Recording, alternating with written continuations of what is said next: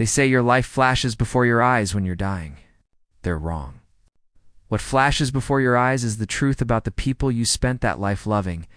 I was lying in that hospital bed, machines beeping around me, my eyes closed, my breathing shallow. To anyone looking, I was unconscious, maybe dying. The doctors had said the heart attack was severe. Touch and go, they'd whispered outside my room, not knowing I could hear every word. But I wasn't unconscious. Not even close.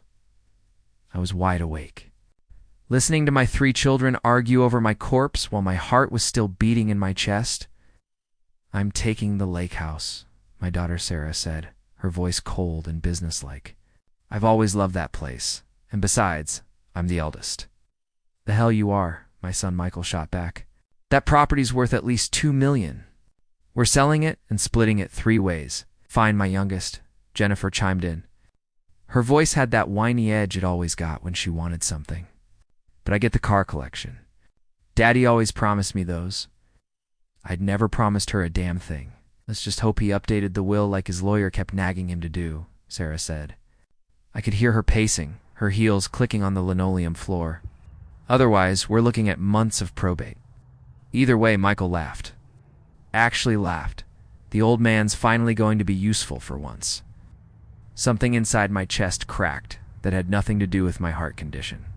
That's when I felt it. A soft hand slipping into mine, warm, gentle.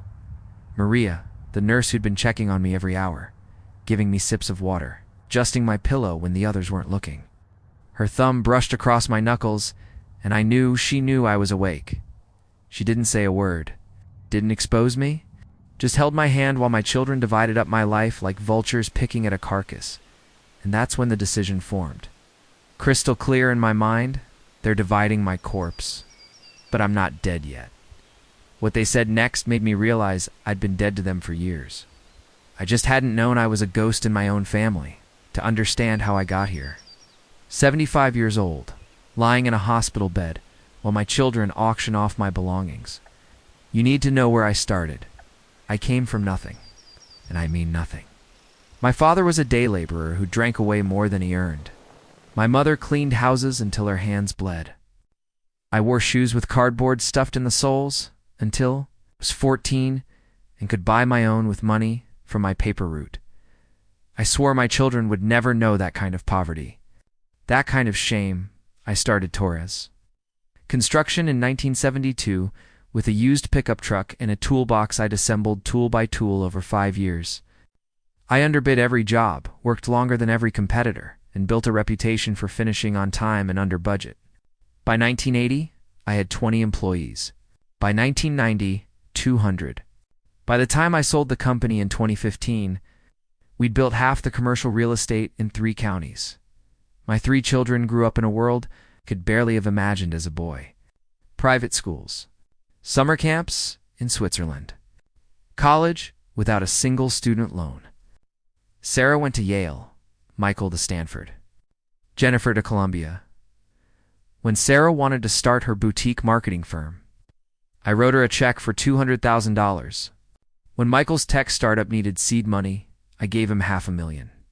When Jennifer decided she wanted to find herself in Bali for 2 years, I funded that too. I told myself I was giving them opportunities. Head starts. The foundation I never had. What I was really doing was buying myself the illusion of being a good father. Because the truth, I didn't know how to be one. I knew how to work. I knew how to build. I knew how to turn sweat into money. But I never learned how to turn money into love. My wife, Carmen, she knew. She was the warmth in our house, while I was the wallet. She went to every recital, every game, every parent-teacher conference. I was always on a job site, closing a deal, putting out a fire. "They need you, not your money," she'd tell me. "They have me," I'd say. "The money is how I show them." I was wrong. But I didn't figure that out until after she was gone. Carmen died 10 years ago. Pancreatic cancer. 6 weeks from diagnosis to funeral, I held her hand at the end, and she looked at me with those dark eyes that had seen through my bullshit for 47 years. "Take care of them," she whispered, "but make them take care of you too." I failed at both. After the funeral, I thought my children would draw closer. that we'd find comfort in each other, the way families are supposed to. For a few months, they visited regularly. Sarah came for Sunday dinners. Michael called every week. Jennifer stayed over some weekends. But gradually the visits spread out. Sunday dinners became monthly dinners, became holiday dinners. The phone calls came only when they needed something. Money, usually. Sometimes advice they'd ignore. More often, just money. Sarah's marketing firm struggled. She blamed the economy, then the competition, then me for not introducing her to the right people. Michael's startup failed. He said I should have given him more capital, more connections, more time. Jennifer bounced from one half-finished venture to another. A yoga studio, a catering company, a lifestyle blog. Each failure somehow my fault for not believing in her enough. The pattern became clear. When they succeeded, it was despite me. When they failed, it was because of me. And I was alone. Rattling around in a house too big for one person. Eating meals Carmen used to make, but that tasted like dust without her sitting across from me. That's when I met Maria, 5 years ago. I started having chest pains. Nothing serious, the doctor said. Just stress, aging. The price of a life lived hard. They recommended regular checkups, monitoring lifestyle changes. Maria was the nurse at my cardiologist's office. Late 40s, kind eyes and hands that were gentle, even when drawing blood. We started with small talk during appointments. Where she was from, how long she'd been a nurse. Nothing deep, but over months, then years. Those small conversations became the brightest spots in my calendar. I learned she was from El Salvador, came here at 19 with nothing but hope. She worked 2 jobs, the cardiology office during the day and weekend shifts at a nursing home. Her mother had dementia and lived in a care facility that insurance barely covered. Maria made up the difference. She reminded me of myself at that age. Hungry, determined, willing to sacrifice anything for family except she had something I'd lost somewhere along the way. She smiled when she talked about her mother, even though the woman didn't remember her half the time.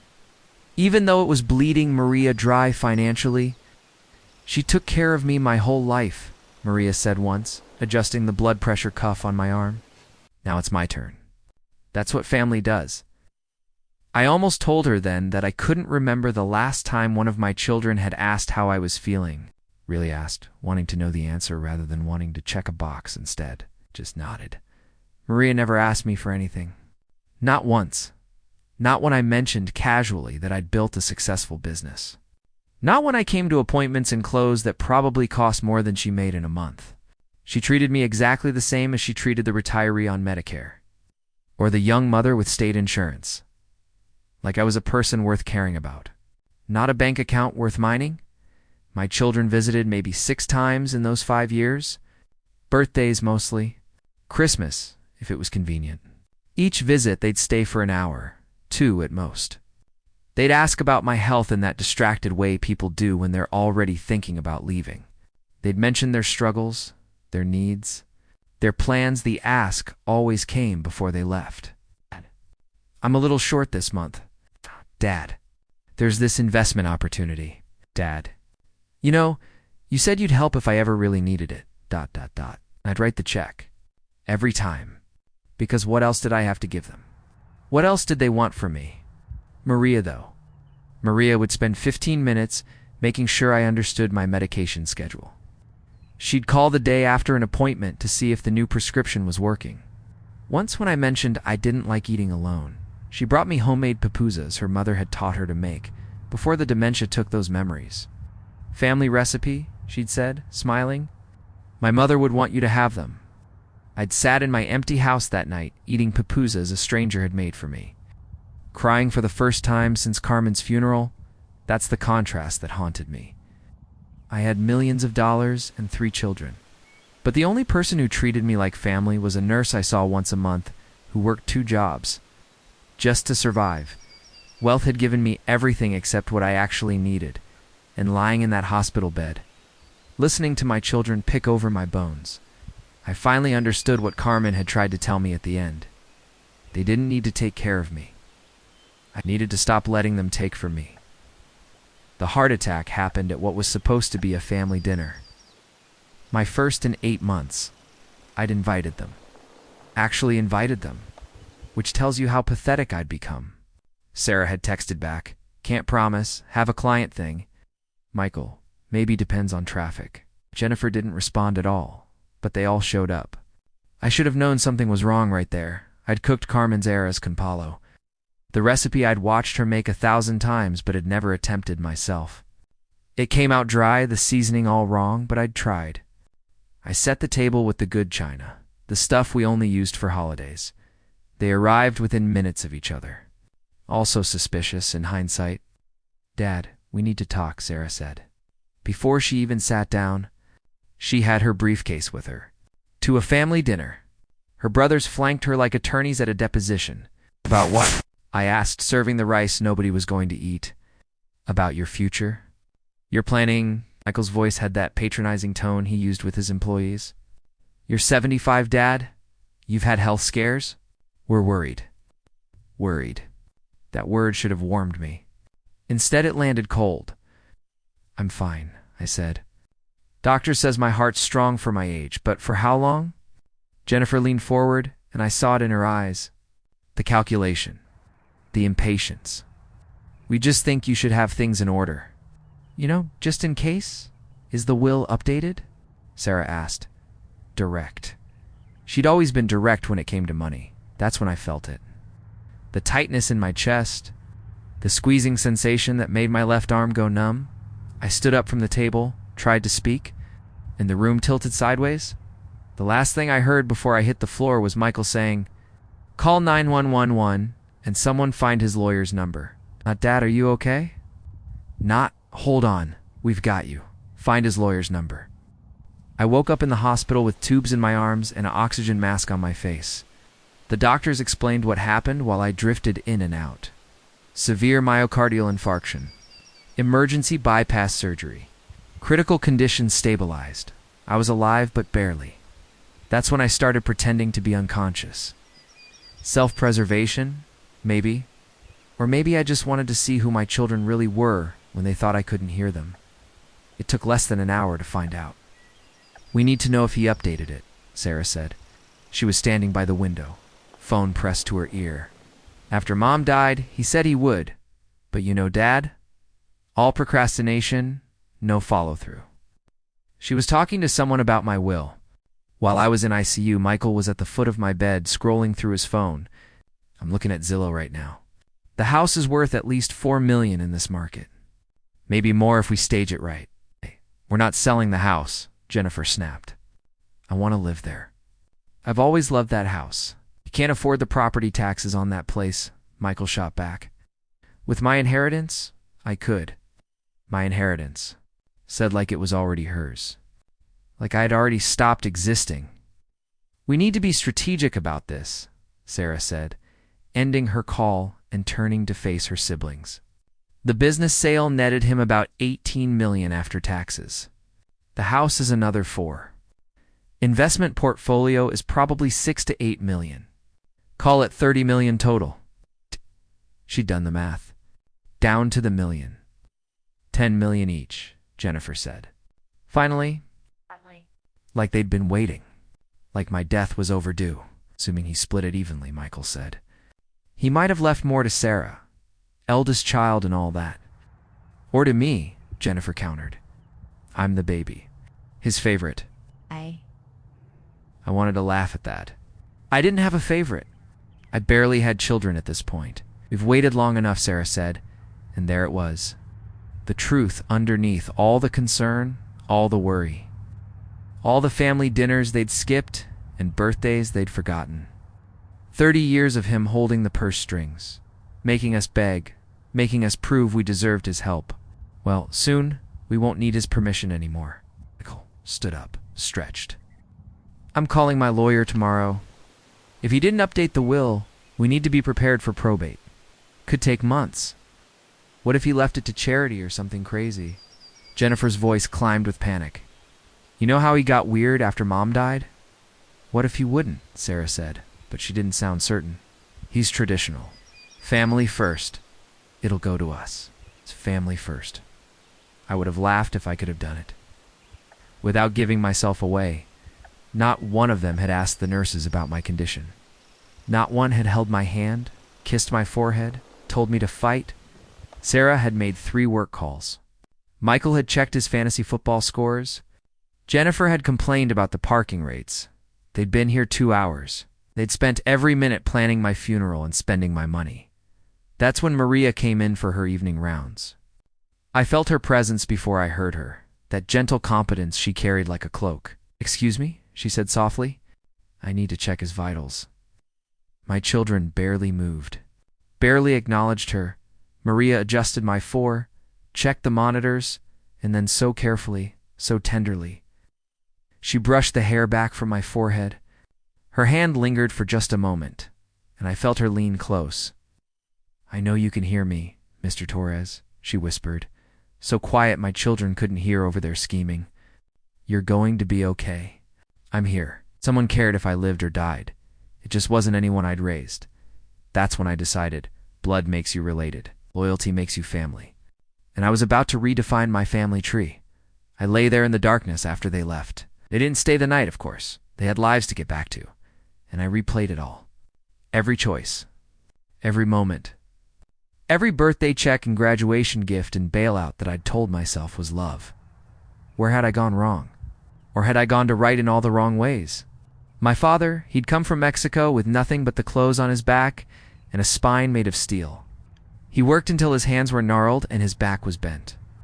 And when I was 16 and complained about my after-school job, he'd grabbed me by the shoulders with those ruined hands and said, "You want your children to be grateful? Give them just enough to appreciate, never enough to expect." I hadn't understood him then. I thought he was just being hard, stingy, old-world now. Lying in a hospital bed while my children planned my estate sale. I finally heard the wisdom I'd been too arrogant to listen to. I'd given my children everything. Every advantage, every opportunity, every dollar they'd asked for, and thousands they hadn't. I thought I was being a better father than mine had been. I thought I was showing love the way love should be shown, abundantly, generously, without conditions. But my father had given me something my children would never have. Hunger. The kind that makes you work for what you want. The kind that makes you grateful when you get it. My children had never been hungry a day in their lives, and whose fault was that? The irony crushed me like a physical weight on my already damaged chest. I had more money than my father could have dreamed of, and my children had less love for me than I'd had for him. He died with me holding his hand, crying, thanking him for every sacrifice. I was going to die with my children on Zillow, calculating square footage. More money, less love. The equation of my life. I thought about Carmen. How she'd warned me. How she'd begged me to let the kids struggle sometimes, fail sometimes, learn that love wasn't a checkbook. But I'd overruled her, over and over. "I can afford it," I'd say. "Why should they suffer when I can help?" Carmen had known the difference between helping and enabling. I'd been too stupid or too proud to learn it until now. Until I'd heard the truth in my children's voices when they thought I couldn't hear. The night nurse came in. Not Maria. Someone younger, efficient, but impersonal. She checked my vitals, adjusted something on the 4, and left without a word. To her, I was just another body in another bed. At least she was honest about it. But when Maria came back for the morning shift, I felt the difference immediately. She touched my shoulder gently before checking the monitors. She spoke to me, not past me. "Good morning, Mr. Torres. Your color is better today." That's good. That's very good. She cared. This woman who owed me nothing, who I paid nothing, who gained nothing from my survival, she cared. While my children, who stood to inherit $30 million, had Googled real estate values, the contrast wasn't just clear. It was blinding. And that's when I knew I had one chance to teach them the lesson I'd failed to teach in 75 years. One chance to show them that respect isn't inherited, it's earned. That family is built on love, not blood. That you don't get to mourn someone you've already buried in your heart. I couldn't change the past. I couldn't undo 30 years of checkbook parenting, but I damn sure could change the future. Starting with my will. The doctor said I needed to rest. that my body needed time to heal. They were right, but my mind had never been sharper. I'd built a $40 million business from nothing. You don't do that without learning how to spot an opportunity, assess risk, and execute a plan with precision. My children thought the heart attack had weakened me. They were wrong. It had clarified everything. On the third day, while my children were presumably measuring curtains in my house, I did something I should have done years ago. I pressed the call button and asked the nurse to bring me my phone. "Mr. Torres, you should be resting," the day nurse said. "I'll rest when I'm dead," I told her, which, according to my doctor, isn't today. "So bring me my phone," she did. Reluctantly, my first call was to Richard Vance, my attorney for 30 years. A man who'd drawn up my business contracts, my divorce papers when I thought Carmen and I might not make it through year 5, and my will after she died. "James," Richard answered on the second ring. "I heard about the heart attack. How are you holding up?" "I'm alive," I said, which is apparently disappointing to some people. "I need you here, Richard, today, and I need you to bring your video camera." There was a pause. Richard was smart enough to hear what I wasn't saying. "I'll be there in 2 hours," he said. He arrived in 90 minutes with his briefcase, his laptop, and a look of concern that I appreciated because it was genuine. Richard had made millions in legal fees from me over the decades, but he'd also refused payment. When Carmen was dying and I needed help with medical directives, he was that rare thing, an honest lawyer. "Tell me what you need," he said, pulling a chair close to my bed. I told him everything. The dinner, the collapse, the hospital room conversations, every word my children had said when they thought I couldn't hear. Richard's jaw tightened, but he didn't interrupt.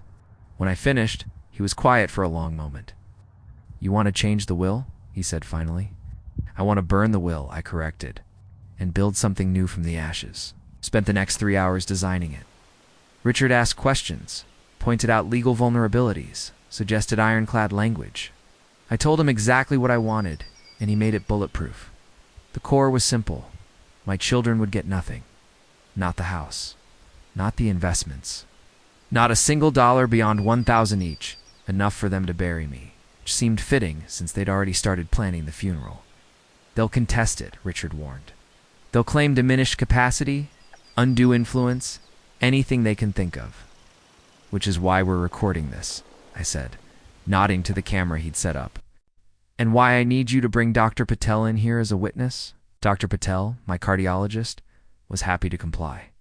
She performed a full cognitive assessment right there in my hospital room on camera, asking me questions about dates, places, current events, mathematical calculations. I passed everything with perfect scores. "Mr. Torres is completely mentally competent," she said into the camera. "His mind is as sharp as any patient I've treated. Sharper than most." Richard documented it all. My coherence, my reasoning, my clear understanding of what I was doing and why. Then came the harder part, deciding where it would go. "The bulk of the estate," I said, "I want split 4 ways. 25% to St. Vincent's Children's Hospital, 25% to the Alzheimer's Foundation, in Carmen's name, 25% to scholarships for first-generation college students, and the remaining 25%? Richard asked, pen poised. I took a breath. This was the part that would enrage my children most. "Maria Hernandez?" I said. "My nurse. $7.5 million, unrestricted." Richard's eyebrows rose. "James, I have to ask, is there any romantic relationship there? Any promises made? Because if there is, it could." "No," I said firmly. "Nothing like that. She doesn't even know I'm planning this. She's shown me more kindness in 5 years than my own children have in 10. And she's the only one who treats me like a human being instead of a retirement account." Oh, Richard nodded slowly. "We'll need to document your reasoning. Make it clear this is about character and compassion, not any kind of relationship or promise." "Document everything," I said. "I want this so tight they couldn't break it with a jackhammer and a team of lawyers." Over the next week, while my children made 3 brief visits, each lasting less than an hour, each ending with them huddled in the hallway discussing property values, Richard and I built my legacy. We established educational trusts for my grandchildren, accessible only when they turned 25 and only for education, healthcare, or starting a business. Not accessible to my children under any circumstances. Their parents couldn't touch a penny. We created documentation of every visit, every conversation, every moment of my children's behavior. I'd ask Maria to help me with my phone, showing her how to voice record without seeming to. She'd look confused but helped anyway, her gentle hands guiding mine over the screen. "Why do you need to record things, Mr. Torres?" she'd asked. Memory back up, I'd lied. In case the heart attack affected my recall. She'd accepted that without question, because Maria assumed the best in people. My children could learn from that, but they never would. I recorded their next visit. Sarah talking about staging the house for sale. Michael discussing his financial advisor's recommendation for liquidating my portfolio. Jennifer arguing that she deserved the house because she'd always been closest to Dad. That last one almost made me laugh. Jennifer hadn't called me on my birthday in 3 years. Richard also helped me draft a letter to be read aloud when the will was executed. Not a legal document, a personal one. My final words to my children, explaining exactly why I'd made the choices I made. I wrote it myself. In my own hand, so they'd know it came from me and no one else. "Dear Sarah, Michael, and Jennifer," it began. "If you're hearing this, I'm gone. And if you're angry about what I've left you, good. Maybe anger will teach you what love never could." The letter was 3 pages long. Every word burned like acid coming out, but I wrote it anyway. The truth they'd never wanted to hear about gratitude, respect, and what it means to be family. On day 8. Richard brought in 2 witnesses, colleagues he trusted, people who'd known me for decades, and we've signed everything. New will, new trusts, new future? You're sure about this? Richard asked one final time, his hand on the document. I looked around the hospital room, at the flowers Maria had brought from her own garden, at the card the nursing staff had signed wishing me well, at the empty chair where my children should have been keeping vigil but weren't. "I've never been more sure of anything," I said. Richard sealed the documents. "When do you want to tell them?" I thought about that. The timing had to be perfect. Not too soon. I needed to be strong enough to see it through. Not too late. I'd heard them discussing whether to visit less frequently now that I was stable. "When I'm discharged," I said. "I want to call a family meeting. Tell them I want to discuss my estate planning, my wishes. Make them think they're finally getting what they've been waiting for." "They're going to expect good news," Richard said. I know, I smiled for the first time in weeks. It felt strange on my face, like a muscle I'd forgotten how to use. That's exactly the point. My children thought they knew what was coming. They'd divided up my estate in their minds, spent my money in their imaginations, planned their futures around my death. But I'd spent 50 years building empires and outsmarting competitors, and they were about to learn that the old man wasn't dead. Yet, not by a long shot. I was discharged on a Tuesday morning, exactly 2 weeks after the heart attack that should have killed me. But instead gave me clarity. The doctors were cautiously optimistic. "Take it easy, Mr. Torres. No stress. Follow up in 2 weeks. And for God's sake, if you feel any chest pain, any shortness of breath, you call 911 immediately." I promised I would, knowing full well that what I was about to do would spike my blood pressure to dangerous levels. But some things were worth the risk. Maria wheeled me out herself, even though it wasn't technically her job. She'd been doing that a lot. Small kindnesses that fell outside her official duties. Bringing me magazines. Adjusting my pillows at night when she passed by my room. Sneaking me better food from the cafeteria when the hospital meals were inedible. "You take care of yourself," she said as I stood from the wheelchair at the hospital entrance. "And I mean it, Mr. Torres. Rest. Doctor's orders." "I will," I lied. Then, on impulse, I took her hand. "Maria, I want you to come to a meeting tomorrow. At my lawyer's office. 2 o'clock. She looked confused. "Mr. Torres, I don't understand you will," I said. "Please, it's important." Richard Vance's office on 4th Street. Will you come? She hesitated, clearly uncertain. But something in my face must have convinced her. "Okay," she said slowly. "If you need me there, I'll come." More than you know. That evening, I called my children. Each of them. The conversations were nearly identical. "I want to see you tomorrow," I told them. Richard's office. 2 o'clock. "We're going to discuss my estate planning and my wishes going forward." I could hear the excitement in their voices, poorly disguised as concern. "Of course, Dad," Sarah said. "I'm so glad you're finally getting this organized." "About time," Michael said. "I mean, it's the responsible thing to do." "Should I bring anything?" Jennifer asked. "Like paperwork or anything?"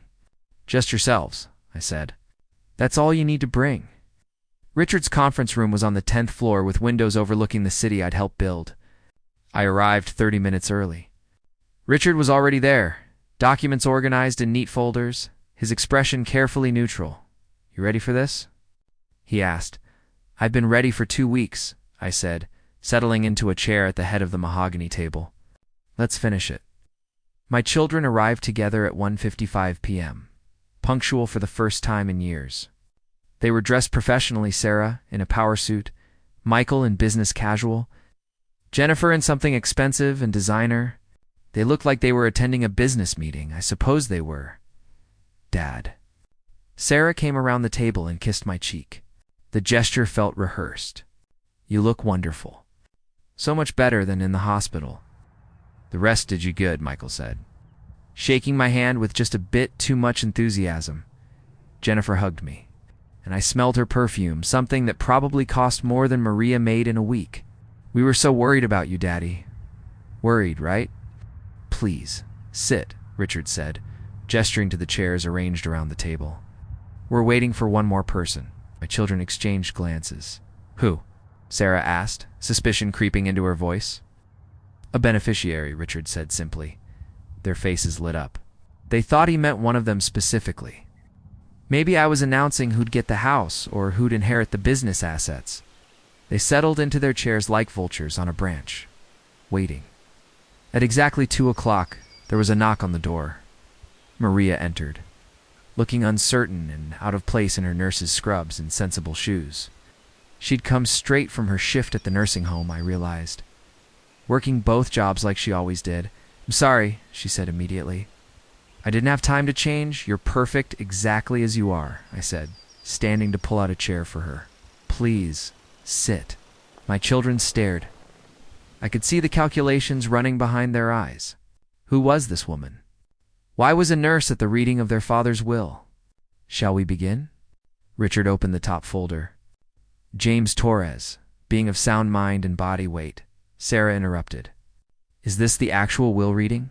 "Dad's not dead," Richard said calmly. "This is a review of Mr. Torres's updated estate plan. She has requested be shared with all beneficiaries while he is alive and present. It's unusual, but perfectly legal." "Oh."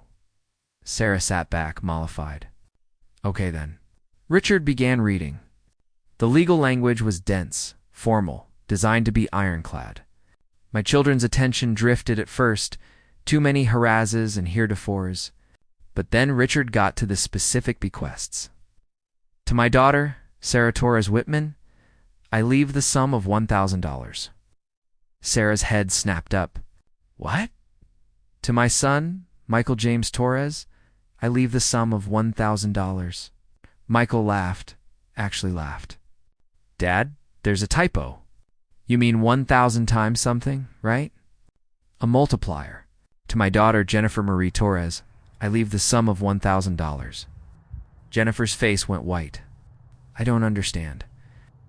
"The primary residence at 447 Maple Ridge Drive," Richard continued, his voice steady and professional, "will be sold, with proceeds distributed as follows." He listed the charities: St. Vincent's, the Alzheimer's Foundation.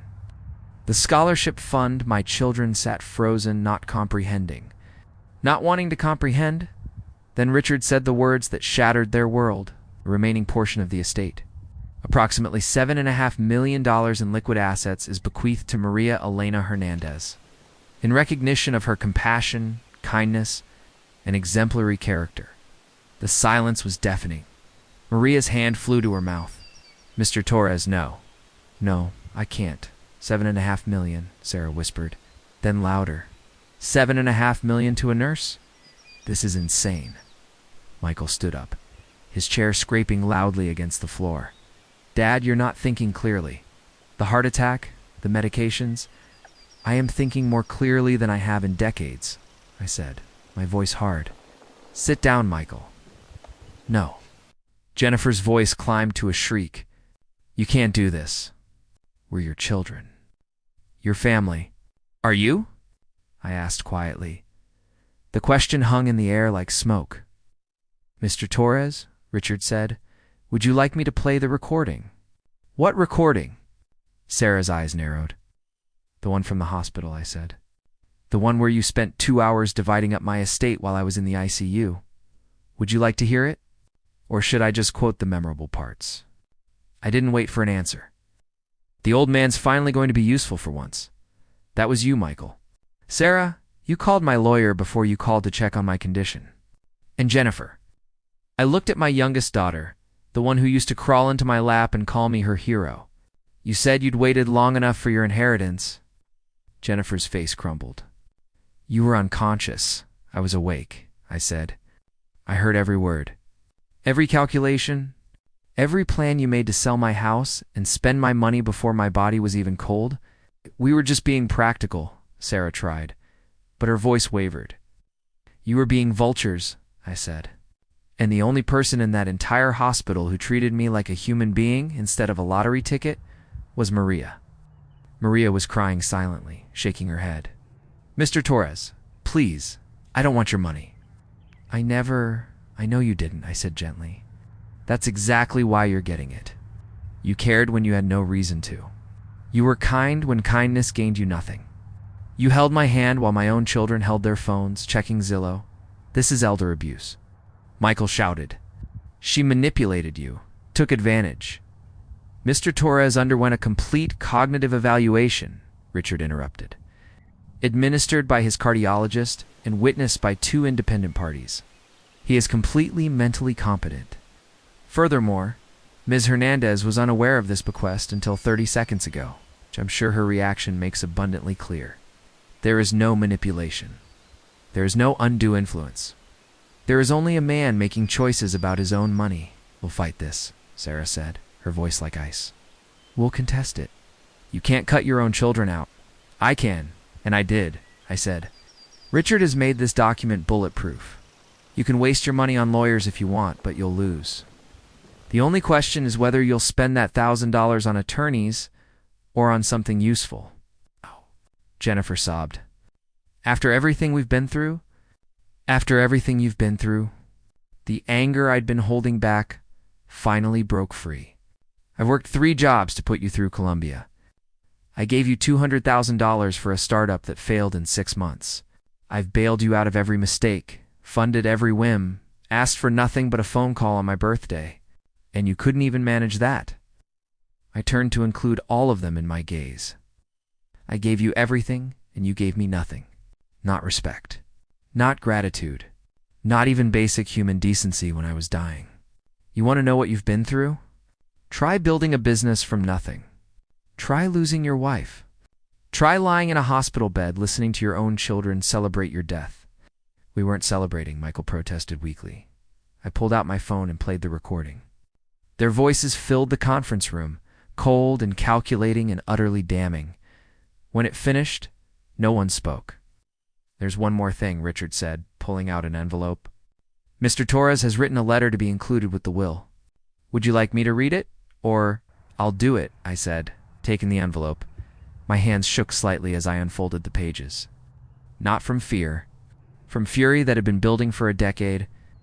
Dear Sarah, Michael, and Jennifer, I read. If you're angry about what I've left you, good. Maybe anger will teach you what love never could. I failed you as a father. Not by being too harsh, but by being too soft. I gave you everything and taught you nothing. I confused money with love, and you learned that lesson too well. I read the whole letter. 3 pages of truth they'd never wanted to hear. about entitlement, about gratitude, about the difference between family and blood. When I finished, Sarah was staring at the table. Michael's jaw was clenched so tight I could see the muscles jumping. Jennifer was openly crying. "I don't expect you to understand today," I said, folding the letter carefully. "Maybe you never will. But I'm not dead yet, and I'm not sorry. You wanted my money? You should have wanted me first." I stood, my chest tight, but my head clear. "The meeting is over. Richard will provide you with copies of everything. You're welcome to contest it, but I promise you'll fail. And for what it's worth..." I paused at the door, looking back at the 3 people I'd raised and failed and finally held accountable. "I do love you. I always have. But I'm done letting you treat love like a transaction." I walked out of that conference room with Maria beside me, her hand on my arm to steady me. Her face wet with tears. Behind us, my children sat in silence, surrounded by the ruins of expectations they should never have had. And for the first time in 10 years, I felt like I could breathe. 6 months have passed since that day in Richard's conference room. 6 months that have taught me more about family than the previous 75 years combined.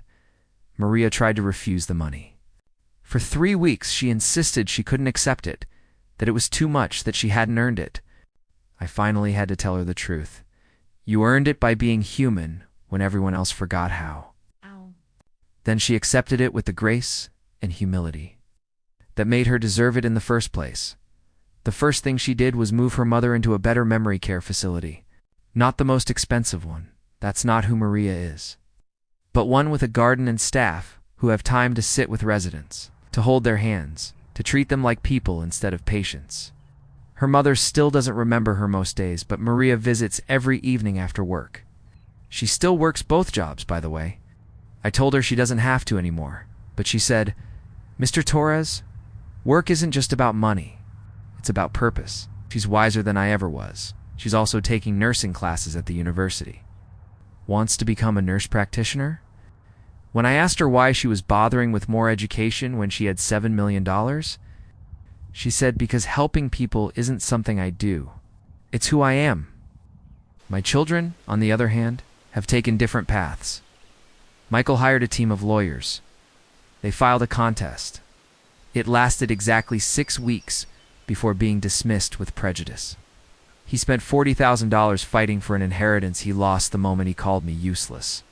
I heard through Richard that his wife left him shortly after. Apparently, she'd married him expecting a windfall that never came. Jennifer has gone silent. No calls, no texts, no contact at all. I won't lie, that one hurts. But I know silence is sometimes the sound of someone finally listening to themselves. Maybe one day she'll hear what I tried to tell her. Maybe she won't. That's her choice to make. Sarah surprised me. 3 months after the will reading, she called. Not to apologize, not at first, but to ask a question. "Did you mean it? In the letter? That you failed us by giving us too much?"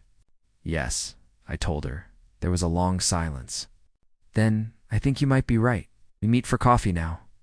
Once a month? We don't talk about money. We don't talk about the will. We talk about her daughter, my granddaughter, who's about to start college. Sarah's making her work part-time to pay for her own books, her own spending money. I don't want her to turn out like I did," Sarah told me last week. "Entitled, ungrateful, blind to blessings." It's not forgiveness yet. Not fully. But it's something. It's a start. I still live in my small apartment. Sold the big house, the one my children fought over, and donated the proceeds to the scholarship fund. I don't need 4,000 square feet to rattle around in. I need a kitchen where I can make coffee in the morning and a chair where I can watch the sun set at night. Last Sunday, Maria invited me to her mother's birthday celebration at the care facility. It was small, just Maria, her brother, and a few of her mother's friends from before the dementia. They welcomed me like family. Real family. The kind built on choice, not obligation. Maria's mother didn't know who I was, but she smiled when I handed her the flowers I'd brought. "Thank you, young man," she said, and Maria laughed so hard she cried that night. Sitting in my apartment with leftover birthday cake Maria had sent home with me, I thought about Carmen. About what she'd said at the end. Make them take care of you too. I'd misunderstood. She didn't mean make them do it. She meant let the ones who want to, and stop begging the ones who don't. I'm 76 now. My heart is damaged but beating. My children are gone or distant or slowly, carefully coming back. My money went to people who will use it to heal, to learn, to grow, and I'm not alone. I have Maria who calls every few days to check on me. I have Sarah tentatively rebuilding a bridge she helped burn. I have the nurses at the cardiac clinic who remember my name and ask about my week. I have Richard, who's become a friend instead of just an attorney. I have a family. It just doesn't look anything like I thought it would. Here's what I've learned. I hope someone out there needs to hear it. Family isn't about blood or money. It's about who shows up when you can't get up. It's about who holds your hand in the hospital, not who holds their phone calculating your net worth. And if you've spent your whole life buying love, stop. Real love can't be purchased. It can only be given freely by people who see your worth beyond your wallet. I'm not dead yet. Maybe I've got 5 years left. Maybe 10. Maybe just 1. But whatever time I have, I'll spend it with people who want me here. Not people counting down until I'm gone. That's not revenge. That's not even justice. That's just finally learning what family actually means. And if you're listening to this wondering whether you're the ungrateful child or the overlooked parent, here's my question for you. When was the last time you showed up for someone not because you needed something, but because they needed you? Think about it. Your answer might change everything.